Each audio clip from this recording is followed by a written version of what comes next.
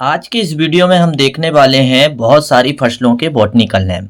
और इसके पिछले वीडियो में जिसे हमने नाम दिए पार्ट 1, उसमें हमने बहुत सारे बॉटनिकल नेम देखे जो पेपर की दृष्टि से बहुत महत्वपूर्ण होते हैं और वहाँ से हमेशा प्रश्न आते हैं।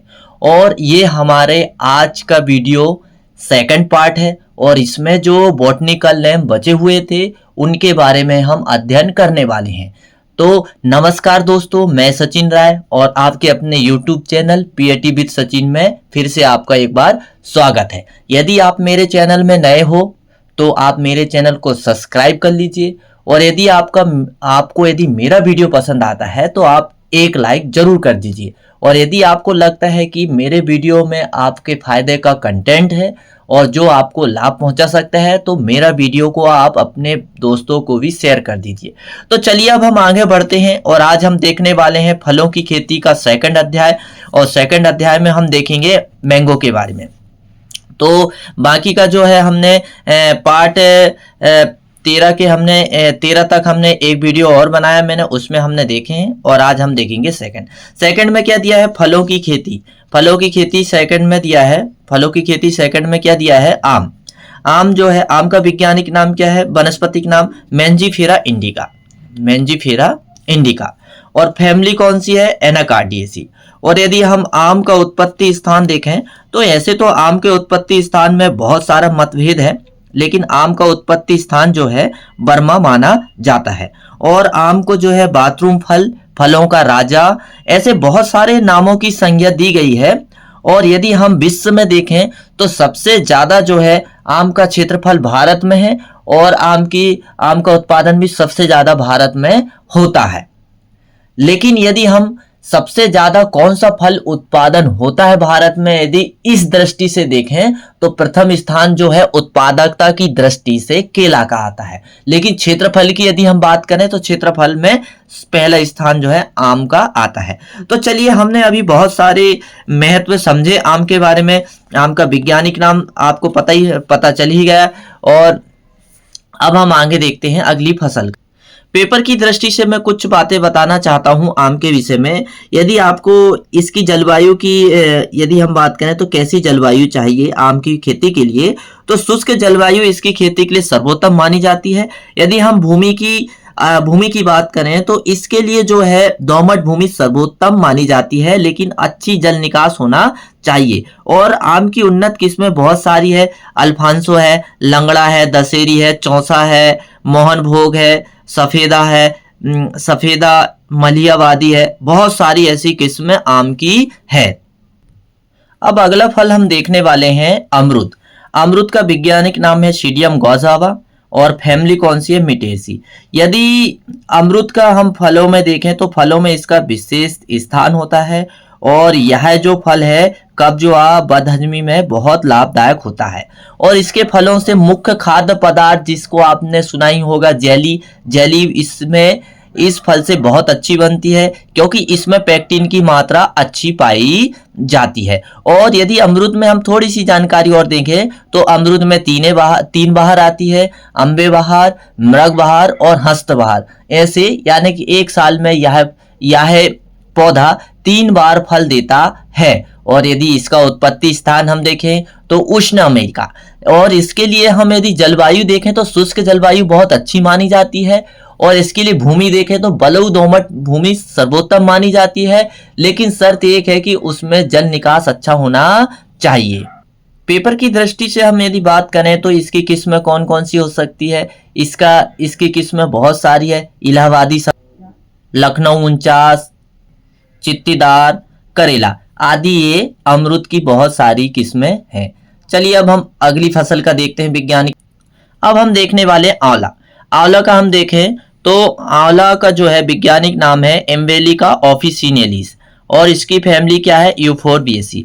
और यदि हम देखें तो इसका महत्व क्या है, आंवला जो है औषधि के महत्व में देखा जाए तो सबसे ज्यादा महत्वपूर्ण है। च्यवनप्राश बनाने के लिए, त्रिफला बनाने के लिए और भी बहुत सारे औषधि के लिए इसके पाउडर का उपयोग किया जाता है। और आंवला में विटामिन सी भरपूर मात्रा में पाया जाता है और विटामिन सी की कमी से स्कर्वी रोग होता है तो उसको दूर करने के लिए यह बहुत अच्छा फल माना जाता है। यदि हम तुलना करें तो सबसे ज्यादा फलों में विटामिन सी तो इसमें पाया जाता है, लेकिन एक फल और होता है जो इससे भी ज्यादा उसमें विटामिन सी पाया जाता है और उसका नाम है बारबेडेस चेरी। और यदि हम इसके लिए जलवायु की हम बात करें आंवला के लिए, इसके लिए शुष्क जलवायु अच्छी मानी जाती है। और भूमि की हम बात करें तो आंवला जो है लगभग सभी प्रकार की भूमि में उगाया जाता है, लेकिन यदि देखा जाए तो जो है लवणीय और क्षारीय भूमि इसकी खेती बहुत अच्छी होती है, जिसका पीएच मान 7.5 से 9.5 के बीच में होना चाहिए। और जलवायु कैसी होनी चाहिए? उष्णकटिबंधीय होना चाहिए। और यदि हम देखें इसकी किस्में पेपर की दृष्टि से तो बनारसी है, कृष्णा है, नरेंद्र आंवला 4, नरेंद्र आंवला 9, ऐसी ये किस्मों का नाम है। अब हम देखने वाले हैं अगली फसल। पेपर की दृष्टि से नींबू जाति के फल बहुत ही महत्वपूर्ण होते हैं, क्योंकि ये इनकी जो है बहुत सारी वैरायटियां हैं और यहां से एक प्रश्न पूछ लिया जाता है किसी एक फल का वैज्ञानिक नाम। जैसे यहाँ पर यदि हम देखें नींबू जाति के फल, अब उसमें आते तो बहुत सारे हैं, लेकिन हम देखेंगे सिट्रस जाति। अब इनका वैज्ञानिक नाम देखेंगे तो क्या होता है? सिट्रस जाति। और कुल देखेंगे तो रुटेसी। यदि गुणसूत्र की हम संख्या बात करें तो 18 होती है और इनके उत्पत्ति की हम बात करें तो भी अलग अलग नींबू वर्गीय फलों का उत्पत्ति स्थान अलग अलग होता है। तो चलिए हम एक बार देखते हैं कौन कौन से फल इसमें आते हैं। तो सबसे पहले आता है माल्टा। माल्टा को स्वीट ऑरेंज के नाम से भी जाना जाता है। इसका वैज्ञानिक नाम क्या है? Citrus sinensis ओसबैक। माल्टा का वैज्ञानिक नाम क्या है? Citrus sinensis Osbeck. फिर इसके बाद में यदि हम देखें संतरा, संतरा को क्या बोलते हैं? Mandarin orange. अब इसका वैज्ञानिक नाम क्या है? Citrus reticulata. और जाति तो आपको पता ही, रोटेसी। गुणसूत्र की संख्या 18 होती है। फिर इसके बाद में देखेंगे महानींबू। महानींबू को ग्रेप फ्रूट के नाम से भी जाना जाता है। अब इसकी यदि हम वैज्ञानिक नाम देखें इसका तो क्या है? सिट्रस पैराडिएसी मैप। फिर इसके बाद में आता है चकोतरा। चकोतरा को प्यूमेले के नाम से भी जाना जाता है। इसका वैज्ञानिक नाम क्या है? Citrus maxima. और नींबू, अब हम देखते हैं नींबू। नींबू का वैज्ञानिक नाम क्या है? Citrus aurantifolia. क्या नाम है? Citrus aurantifolia. और जाति हम देखें तो कागजी नींबू, पाती नींबू, बहुत सारी जाति है। अब देखते हैं हम लेमन। तो लेमन का वैज्ञानिक नाम क्या है? Citrus Lyman. तो बिल्कुल लेमन से सिट्रस लाइमन। फिर इसके बाद में देखेंगे तुरंज। तुरंज का वैज्ञानिक नाम क्या है? Citrus Medica. तुरंज का वैज्ञानिक नाम क्या है? Citrus Medica. और लास्ट में आता है 8वां कुमकाट। कुमकाट का वैज्ञानिक नाम क्या है? Citrus japonica. तो ये सारे जो हैं वैज्ञानिक नाम या तो खालिस्तान सत में दे देते हैं और हमको पहचानने को होता है कि हमें पहचानते हुए आना चाहिए। और 9वां फल आता है खट्टा नारंगी, सोअर एंड बिटर ऑरेंज। इसका वैज्ञानिक नाम क्या है? सिट्रस ऑरेंटियस। तो हमने ये कई सारे नींबू वर्गीय फलों का वैज्ञानिक नाम देखे, तो उनमें जो है एक तो गुणसूत्र की संख्या 18, सभी में 18 ही होती है और उनका फैमिली जो है रुटेसी होती है ना। फिर इसके बाद में यदि हम देखें, अब हम अगला फल देखने वाले हैं कि उसका वैज्ञानिक नाम। अब हम देखने वाले हैं अध्याय 15। और अध्याय 15 जो है पेपर की दृष्टि से बहुत महत्वपूर्ण हो जाता है, क्योंकि इसमें जो सफेद मूसली का ज्यादातर वैज्ञानिक नाम पूछता है, या कभी अश्वगंधा का पूछ लेता है या इसबगोल का पूछ लेता है। और औषधि से संबंधित है तो इसमें बहुत सारी जानकारी पूछ लेता है। तो हमें एक एक नाम बहुत अच्छे से समझना है और एक एक नाम को हमें याद रखना है। तो चलिए हम स्टार्ट करते हैं और सबसे पहले हम देखते हैं सफेद मूसली के बारे में जाने। तो सफेद मूसली का वैज्ञानिक नाम क्लोरोफाइटम बोरीवेलियेनम और इसकी फैमिली है लिलियेसी।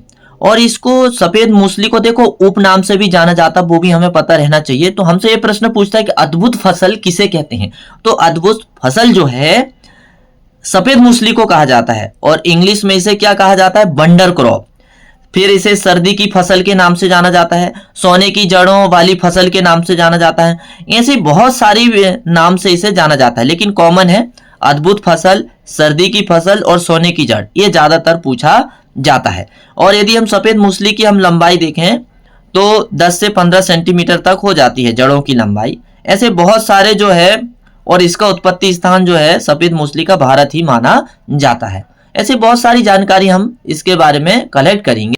यदि सफेद मूसली का उत्पत्ति स्थान की बात करें तो सफेद मूसली का उत्पत्ति स्थान भारत का राज्य मध्य प्रदेश ही है, और मध्य प्रदेश में सबसे ज्यादा सफेद मूसली जो है रतलाम जिले में उगाई जाती है। तो चलिए हम अगली अब फसल देखते हैं, इतनी जानकारी इसके लिए पर्याप्त है। अब हम देखने वाले हैं औषधीय फसलों में दूसरी औषधि फसल, और उसका नाम क्या है, इसबगोल। इसबगोल का वैज्ञानिक नाम है प्लांटेगो ओवेटा, और फैमिली कौन सी है, प्लांटाजिनेसी। और इसे जो है इसका इसबगोल का अर्थ होता है घोड़े के कान, यानी इसके बीज कैसे रहते हैं, घोड़े के कान जैसे रहते हैं। और यह एक वर्षीय पौधा है, और इसके जो है बहुत सारे फायदे हैं। अब इसके औषधि गुण क्या है, यह कब्ज एवं अतिसार में उपयोगी होता है, बल वर्धन तथा वजन बढ़ाने के लिए उपयोगी होता है, कोलेस्ट्रॉल घटाने में काम आता है, योनि के रोगों में बहुत ज्यादा ये फायदा पहुंचाता है। ये है इसबगोल के फायदे। यदि हम थोड़ी सी और जानकारी देखें तो इसका उत्पत्ति स्थान भूमध्य सागरीय होता है, और इसके लिए जलवायु ठंडी एवं शुष्क जलवायु अच्छी मानी जाती है, और भूमि जो है इसके लिए उदासीन होना चाहिए, और अच्छी जल निकास वाली भूमि होना चाहिए। अब हम देखने वाले हैं तीसरी फसल बच। बच का वनस्पतिक नाम है एकोरस कैलेमस, और फैमिली क्या है, अरेसी। और बच को स्थानीय नाम जैसे इसके उपनाम क्या है, गुड़बच, सफेद बच, उपगंधा आदि नाम से इसे जाना जाता है। ऐसे तो बच का बहुत सारा औषधीय महत्व है, जैसे देखिए कि मच्छर तथा मक्खियां भगाने में इसके तेल का उपयोग किया जाता है। फिर इसके बाद में चूर्ण पेट के कीड़ों को मारने एवं दमा आदि में उपयोग होता है, और अनेक रोगों जैसे सांस, हिस्टीरिया, मिर्गी, दंत दर्द निवारण आदि के लिए इसका बच का उपयोग होता है। ये औषधि वाली फसलों में बहुत ही ज्यादा महत्वपूर्ण फसल होता है। अब हम देखने वाले हैं अश्वगंधा की फसल। अब हम देखने वाले हैं अश्वगंधा। अश्वगंधा का वैज्ञानिक नाम क्या है, विथेनिया सोमनिफेरा। विथानिया सोमनिफेरा, फैमिली कौन सी है, सोलेनेसी। और इसका जो पौधा जो होता है वो क्या है, अधोझाड़ी वाला होता है। और अश्वगंधा की खेती सबसे ज्यादा यदि हम देखें तो मध्य प्रदेश, गुजरात, राजस्थान, आंध्र प्रदेश, कर्नाटका, महाराष्ट्र आदि में होती है। अब इसके औषधि गुण बहुत ही ज्यादा हैं।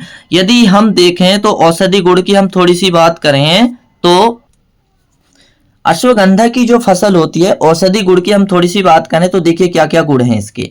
ये जो है अनिद्रा, मूर्छा, सिरदर्द, चक्कर, हृदय रोग, सूल, रक्त कोलेस्ट्रॉल कम करने में लाभकारी होता है। तो ये इस अश्वगंधा की खेती जो है बहुत फायदेमंद भी होती है, और इससे आर्थिक महत्व काफी बेनिफिट होता है। और यदि हम अश्वगंधा की जन्म स्थल की बात करें तो अश्वगंधा की जन्म स्थली जो है भारत ही मानी जाती है, और इसके भूमि के लिए, इसकी खेती के लिए बलुई दोमट भूमि सबसे अच्छी मानी जाती है, जिसका अच्छा जल निकास होना चाहिए। अब हम देखने वाले हैं हल्दी। हल्दी आपको पता ही है कि हल्दी एक मसाले वाली फसल है, लेकिन मसाले वाली फसल होने के साथ साथ में यह एक औषधीय फसल भी है। अब इसका वैज्ञानिक नाम है क्या है, कुरकुमा लौंगा। कुल कौन सी है, जिंजिबेरेसी। और यदि हम परिचय यदि देखें तो यह हल्दी एक बहुवर्षीय शाकीय पौधा है। अब यदि हम औषधीय महत्व यदि देखें हल्दी का थोड़ा सा पेपर की दृष्टि से, तो इसको जो है रक्त शोधक, एंटीसेप्टिक के रूप में उपयोग किया जाता है। घाव व मोच में हल्दी चूर्ण का लेप लाभदायक होता है, यानी कि हम लगाते हैं यदि घाव में यदि लेप करते हैं तो काफी फायदा होता है। अब इसकी यदि खेती की हम बात करें तो इसके लिए जलवायु कैसी होनी चाहिए, गर्म और तर जलवायु अच्छी होती है। और भूमि की यदि हम बात करें तो हल्दी की खेती सभी प्रकार की भूमि में आसानी से हो जाती है, लेकिन अच्छी बलुई दोमट भूमि सर्वोत्तम मानी जाती है, और भूमि का पीएच मान 7 से 7.5 होना चाहिए। ऐसे तो हल्दी की बहुत सारी किस्में हैं, लेकिन आप एक ही दो किस्में याद रखिए, आमा हल्दी, काली हल्दी, ये सारी इसकी क्या है, किस्में हैं। कचूर है और तिखूर है, ये सब हल्दी की किस्में हैं। अब हम लहसुन के बारे में देखने वाले हैं। तो लहसुन का देखिए मसाले में तो महत्व है ही है, साथ में जो है इसका लहसुन का जो है औषधीय भी बहुत सारा महत्व है, क्योंकि औषधियों से क्या क्या औषधि इसकी बनाई जा सकती है। आंख, कान एवं पेट रोगों में उपयोग किया जाता है। क्षय रोगों में यह बहुत ज़्यादा लाभदायक होती है और लहसुन से कई सारी इंजेक्शंस भी बनती है और यह पेट के कीड़े भी मारती है। खांसी, दमा, बवासीर, कफ, हृदय आदि बीमारियों के लिए लहसुन जो है बहुत बहुत ही ज़्यादा उपयोगी है। और भी यदि मैं औषधि की बात करूं तो सफ़ेद दाग, खुजली, दाद आदि के लिए लहसुन जो है बहुत ज़्यादा औषधीय महत्व है। तो चलिए अब हम देखते हैं इसका वैज्ञानिक नाम क्या है। एलियम सेटाइवम, फैमिली क्या है, लिलिएसी या अमेरिलिडेसी, है ना। यदि हम लहसुन का उत्पत्ति स्थान यदि हम देखें तो इसका लहसुन का उत्पत्ति स्थान मध्य एशिया माना जाता है और कुछ वैज्ञानिक इसका उत्पत्ति स्थान जो है भूमध्य सागरीय क्षेत्र माना जाता है। और यदि हम भूमि की बात करें तो लहसुन की खेती के लिए वह मिट्टी सर्वोत्तम होती है, सर्वयुक्त होती है, जिसमें नमी धारण करने की क्षमता अच्छी होती है। और नमी धारण करने की क्षमता सबसे अच्छी जो है बलुई दोमट मिट्टी में ही पाई जाती है। अब यदि हम पेपर की दृष्टि से देखें तो लहसुन की बहुत सारी किस्में हैं। जैसे देख लीजिए आप G41 है, G1 है, फिर सफेद यमुना है, एग्रीफाउंड पार्वती है, एग्रीफाउंड पार्वती है, ऐसी बहुत सारी किस्में हैं। तो चलिए अब हम अगली फसल देखेंगे और आज के इस चैप्टर में हम देखने वाले हैं लास्ट फसल जो बहुत ही ज्यादा महत्वपूर्ण हो जाती है और वो होती है व्यावसायिक फसलों की खेती, कल्टीवेशन ऑफ कॉमर्शियल क्रॉप। अब इसमें लेमन घास है, सिट्रोनेला घास है, खस घास है, पुदीना है, ऐसी बहुत सारी फसलों के बारे में बहुत डीपली तरीके से पूछा जाता है। तो आपको बिल्कुल ध्यान से समझना है, मिस नहीं करना है, क्योंकि यहाँ से एक प्रश्न जरूर आने वाला है। एक नहीं, कभी कभी तो दो दो तीन तीन प्रश्न इसमें, कभी एक प्रश्न ऑब्जेक्टिव में आ जाता है, कहीं खालिस्तान में आ जाता है, कभी सही जोड़ी में आ जाता है, ऐसे प्रश्न आते हैं। तो चलिए हम बिना टाइम के स्टार्ट करते हैं और पहला जो है वैज्ञानिक नाम हम देखने वाले हैं लेमन घास का। लेमन घास का वैज्ञानिक नाम क्या है, सिम्बोपोगोन फ्लेक्सुओसस, और फैमिली क्या है, पोएसी। पोएसी का दूसरा नाम क्या है, ग्रैमनी। अब यदि हम देखें तो लेमन घास एक वर्षीय घास है, लेमन घास एक वर्षीय घास है और इसे नींबू घास के नाम से भी जाना जाता है। अब इसका मुख्य घटक क्या है, इसका मुख्य घटक सिट्रल है। क्या है इसका मुख्य घटक, सिट्रल। और यदि हम देखें तो लेमन घास जो है बहुत ज्यादा उपयोगी भी आती है, उपयोग भी है इसका। यदि हम चाय के पानी में इसके साथ चाय में यदि हम उबाल कर इसे पिए तो बहुत अच्छा इसका नींबू जैसा टेस्ट भी आता है, चाय बनाने के लिए भी उपयोगी होती है। ऐसे कई सारे इसके फायदे हैं। अब यदि हम औषधि महत्व में थोड़ी सी यदि हम दृष्टि डालें तो लेमन घास का तेल बहुत ही ज्यादा उपयोगी है। किस किस लिए उपयोगी है, ये विटामिन ए के निर्माण में बहुत ज्यादा काम आता है और मच्छर को दूर भगाने के लिए भी इसके तेल का उपयोग होता है। जैसे अभी मच्छर भगाने वाली अगरबत्ती आती है वो इसी के तेल से ही निर्माण की जाती है। तो आपको क्या ध्यान रखना है, इसका वैज्ञानिक नाम, इसका कुल और इसका मुख्य तत्व क्या है। तो इसका मुख्य तत्व है सिट्रल, ये आपको ध्यान रखना। और यदि इसके मुख्य तत्व में हम देखें औषधि महत्व में तो दांत दर्द, सर दर्द, ये सारे दर्द को दूर करने के लिए भी लेमन घास का उपयोग होता है। यदि हम पेपर की दृष्टि से देखें तो इसका उत्पत्ति स्थान भारत माना जाता है। तो चलिए हम अगली फसल देखते हैं। अब हम देखने वाले हैं सिट्रोनेला घास। सिट्रोनेला घास का वैज्ञानिक नाम क्या है, सिम्बोपोगोन विटेरियनस, और इसकी फैमिली क्या है, पोएसी। यदि हम देखें तो यह एक बहुवर्षीय सुगंधीय घास है और इसकी पत्तियों से सुगंधित तेल प्राप्त किया जाता है, जिसका उपयोग विभिन्न प्रकार के उत्पाद बनाने में किया जाता है। तो लेमन घास के बहुत सारे उपयोग भी हैं। अब यदि हम लेमन घास के लिए यदि हम जलवायु देखें तो इसके लिए उष्ण तथा उपोष्ण जलवायु अच्छी मानी जाती है।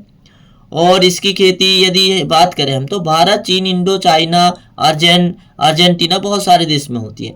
इसकी खेती के लिए सभी प्रकार की भूमि पर अच्छी मानी जाती है, लेकिन यदि बलुई दोमट यदि भूमि हो तो बहुत अच्छी आदर्श भूमि मानी जाती है। और पेपर की दृष्टि से हम देखें तो इसकी किस्म बहुत अच्छी है, जावा 2, जौहर 2, सीमेप 13, ये सारी इसकी लेमन घास की किस्में हैं। अब हम देखने वाले हैं रतनजोत या जेट्रोफा। तो इसका वैज्ञानिक नाम क्या है, जेट्रोफा कर्कस, फैमिली क्या है, यूफोरबिएसी, और रतन जोत को सामान्य रूप से जेट्रोफा के नाम से भी जाना जाता है और यह एक बहुवर्षीय पौधा है और सदैव हरा भरा रहने वाला है और इसकी ऊंचाई यदि हम देखें तो 3 से 4 मीटर हो जाती है और इसके जो बीज हम देखें तो हृदयकार होते हैं और इसको जो है वैज्ञानिकों द्वारा बायोडीजल बनाने का एक अच्छा पौधा माना गया है।